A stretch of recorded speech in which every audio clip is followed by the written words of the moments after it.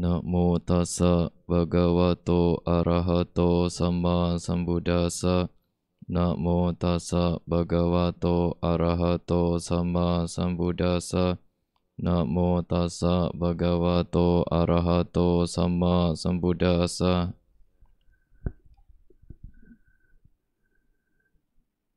Ya, selamat malam kepada ibu bapak, saudara-saudari sekalian. Terimalah salam bahagia dari Bante. Namo Buddhaya. Pada hari ini 23 Juni 2020, Bante kembali mendapat kesempatan untuk sharing teori Dharma. Melanjutkan sedikit dari ceramah yang kemarin berkenaan mengenai cuti cita dan patisandi cita. Ada sesuatu benih yang pasti terjadi, dalam arti kata takdir benih di dalam patisandi cita, yang dimana itu ditakdirkan akan tetap seperti itu seumur hidupnya. Dalam arti kata, misalkan patisandi citanya itu adalah yang tihetuka pugala, maka seumur hidup makhluk itu benihnya itu tihetuka. Demikian pula jikalau patisandi citanya itu terdapat benih dwihetuka pugala, maka seumur hidupnya pun itulah benihnya yang tidak bisa dirubah. Itu merupakan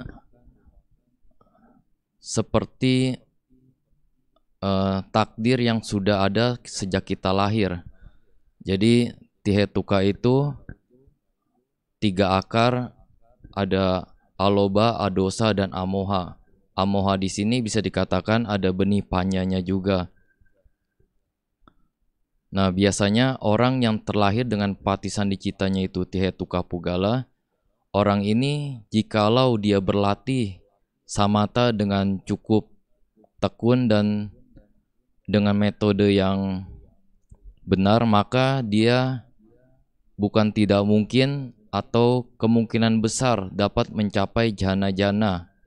Dan jikalau orang yang memiliki benih tihetuka pugala itu, jikalau dia berlatih vipassana sesuai dengan metode yang benar, bukan tidak mungkin dan kemungkinan besar akan dapat mencapai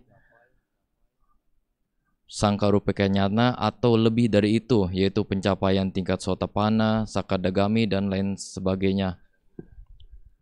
Nah, tetapi jikalau orang itu hanya memiliki benih duhetuka pugala, 2 akar, yaitu aloba, adosa, tetapi ada mohanya. Nah, itu jikalau orang itu berlatih meditasi samatha, dia semaksimal yang dia bisa capai adalah upacara samadhi, tidak mampu mencapai jhana. Dan juga jikalau orang itu berlatih meditasi vipassana, orang yang memiliki benih duhetuka pugala maksimal hanya sangkarupeka nyana dan tidak bisa lebih dari itu. Jikalau orang yang memiliki benih ahetuka pugala jauh lebih tidak beruntung lagi. Untuk mempertahankan ketenangan di dalam meditasi aja sudah sungguh sulit, apalagi untuk mencapai pencapaian yang lebih tinggi.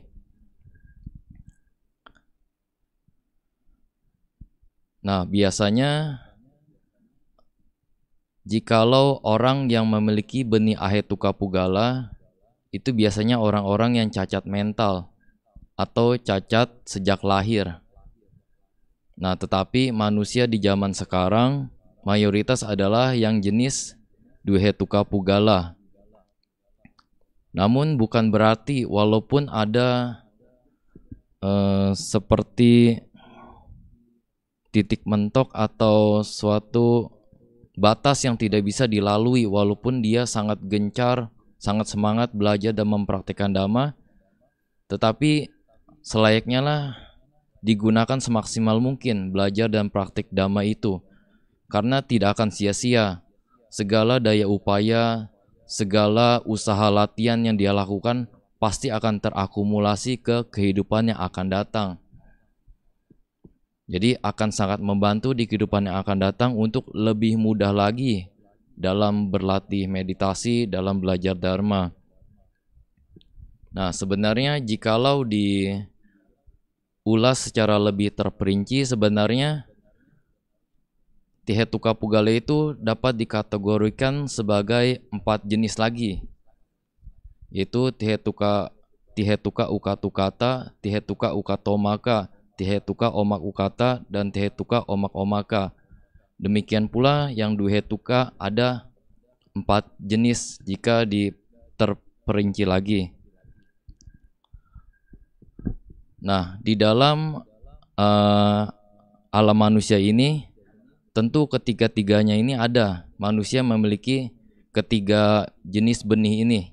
Nah, tetapi jikalau di alam rendah atau 4 alam apaya itu pasti semuanya itu Ahetuka Pugala. Jadi tidak mungkin ada di alam binatang itu Duhetuka Pugala. Tidak mungkin ada di alam neraka itu Tihetuka Pugala.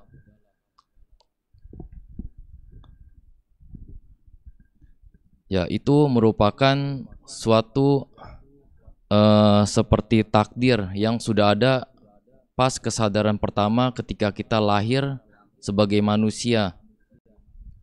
Nah, tetapi bagi orang-orang yang memiliki benih Tihetuka Pugala, bukan jaminan 100% dia itu mencapai pencerahan. Bukan berarti pasti, tidak pasti. Sebagai contoh, ibu bapak, saudara-saudara sekalian mungkin mengetahui cerita Ajatasattu. Ajatasattu adalah putra dari Raja Bimbisara. Nah, sebagaimana cerita menjelaskan Ajatasattu itu melakukan Garuka Akusala Kama, yaitu membunuh ayah kandungnya sendiri, Raja Bimbisara, dengan niatnya untuk merebut kekuasaan. Nah, sebenarnya walaupun jikalau Ajatasattu tidak membunuh ayahnya pun tentu saja dia akan jadi raja sebenarnya. Tetapi dikarenakan Ajatasattu berteman baik dengan Dewa Datta yang punya banyak niat jahat, akhirnya terhasut untuk membunuh ayahnya. Nah, perlu diketahui ibu bapak, saudara-saudara sekalian, Ajatasattu adalah manusia jenis Tihetuka Pugala. Manusia yang jenisnya unggul, memiliki benih kebijaksanaan sejak dia lahir. Nah, tetapi sayangnya karena bergaul dengan teman yang jelek, teman yang tidak baik, maka dia telah kehilangan kesempatan yang bagus. Jadi setelah Ajatasattu itu membunuh ayah kandungnya itu, dia itu sejak terbunuhnya Raja Bimbisara ini sampai dia berhasil mendengarkan Samanapala Sutta, dia itu nggak bisa tidur nyenyak, sama sekali nggak bisa tidur nyenyak. Nah, karena tidak heran, karena yang dilakukan ini bukan pembunuhan biasa, membunuh ayah kandungnya sendiri. Jadi salah satu dari Pancagaruka Akusala Kama yang paling bejat atau bisa dikatakan paling jelek di alam semesta ini ya, 5 perbuatan itu. Jadi Ajatasattu belum bisa terlelap, jangankan terlelap, bisa dikatakan tenang menjelang tidur, barang mungkin 5 menit tenang aja nggak bisa. Langsung terbayang-bayang api neraka, langsung terbayang-bayang banyak senjata yang ingin melukainya. Nah, jadi tentu saja dengan susah tidur, Ajatasattu kesehatannya sangat terganggu. Jadi banyak kesempatan di dalam istana kerajaan karena dia punya penyakit susah tidur itu karena Garuka Akusala Kama, dia sering mengadakan menghadiri persidangan atau pokoknya urusan-urusan pemerintahan sampai larut-larut malam. Karena untuk menghindari dia melihat nimita pertanda yang jelek, pertanda jelek itu. Nah, singkat cerita, Ajatasattu akhirnya berhasil membujuk Jiwaka. Jiwaka Komarabaca ini salah satu bisa dikatakan tabib istana. Membujuk Jiwaka yang merupakan Jiwaka itu umat setianya Buddha Gotama. Jadi berhasil membujuk Jiwaka agar membawanya ke Buddha Gotama. Dan kebetulan pada kejadian di mana Ajatasattu itu mendengarkan Samanapala Sutta itu, Buddha Gotama berada di kebun miliknya Jiwaka. Nah, sebenarnya kalau diceritakan cukup panjang ya. Singkat cerita, pokoknya setelah Ajatasattu mendengarkan Samanapala Sutta, setelah itu dia sudah bisa tidur nyenyak kembali. Nah, tetapi jikalau Ajatasattu itu tidak membunuh ayah kandungnya Raja Bibisara, setelah dia mendengarkan Samanapala Sutta, dia pasti akan memperoleh pencerahan Sotapanna. Nah, tetapi karena sudah melakukan Garuka Akusala Kama, pintu kesucian tertutup 100% pada kehidupan itu. Nah, walaupun Ajatasattu melakukan sangat banyak kebajikan kepada Sangga setelah dia mendengarkan Samanapala Sutta, mungkin kebajikan yang sangat besarnya itu salah satunya merupakan sponsor utama ketika Sangga Samaya yang pertama, yaitu sidang konsili Sangga yang pertama, yaitu di Gua Satapani di Rajagaha. Nah, Ajatasattu mensupport Sangga dalam mungkin jangka waktu yang cukup panjang. Itu kebajikannya luar biasa besar. Nah, tetapi tidak dapat menghindarkan kejatuhan Ajatasattu ke neraka. Tetapi dikarenakan kebajikan yang cukup besar kepada Sangga, yang harusnya dia ke awici neraka, dia mendapat keringanan sedikit, ibaratnya dapat remisi hukuman. Jadi dia sekarang ini masih ada di Lohakumbi neraka. Ya, walaupun sama-sama neraka, istilahnya lebih ringan daripada awici neraka. Nah, dari cerita tadi, ibu bapak, saudara-saudara sekalian, itu membuktikan bahwa walaupun orang itu memiliki benih Tihetuka Pugala, jikalau tidak dijaga dengan baik, akan terjatuh juga. Kecuali orang-orang yang sudah memiliki ramalan pasti. Misalkan para Mahasawaka di kelahiran terakhirnya, misalkan Paceka Buddha di kelahiran terakhirnya, itu pasti Tihetuka yang tidak mungkin jatuh. Nah, lalu membahas juga mengenai kematangan parami. Kematangan parami di dalam teori agama Buddha dikategorikan menjadi 4, yaitu kategori pertama Ugatitanya Pugala, kategori kedua Wipatitanya Pugala, kategori yang ketiga Neya Pugala, kategori yang keempat adalah pada Parama Pugala. Nah, yang pertama yang paling unggul adalah Ugatitanya Pugala, adalah jenis manusia yang tanpa dia memiliki guru, tanpa dia diajari, dia akan memperoleh pencerahan. Nah, contohnya adalah para bodhisatta di dalam kelahiran terakhirnya. Nah, di dalam riwayat Buddha Gotama, memang dahulu dia pernah belajar kepada Udakaramaputa dan Alarakalama. Nah, tetapi dia tidak berguru berkenaan dengan Vipassana, yang menemukan Vipassana itu benar-benar murni Siddhartha Gautama, bukan ajaran dari Udakaramaputa dan Alarakalama.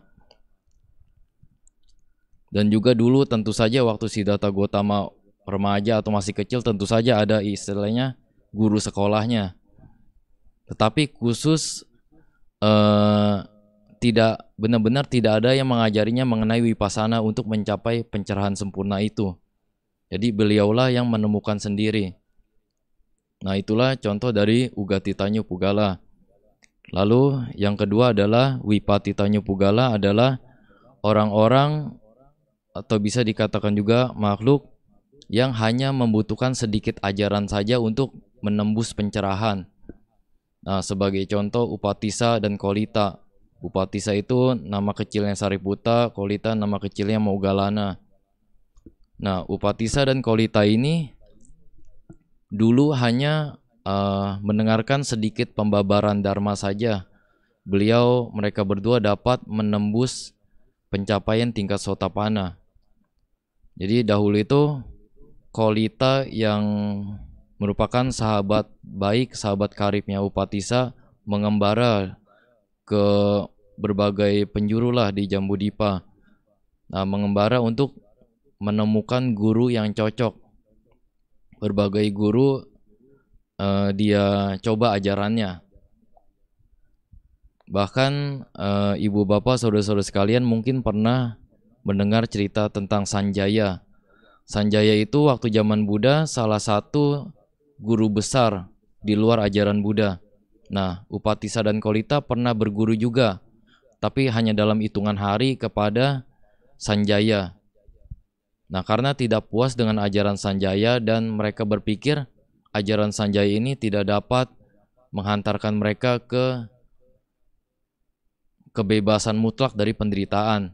Nah, akhirnya Upatissa dan Kolita meninggalkan Sanjaya dan juga banyak pengikut Sanjaya yang ikut Kolita dan Upatissa itu.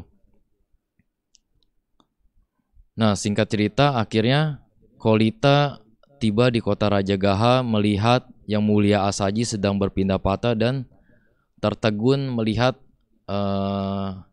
sangat anggun berjalan, sangat rapi, dan dia berpikir bahwa pastilah ini orang yang sudah tercerahkan.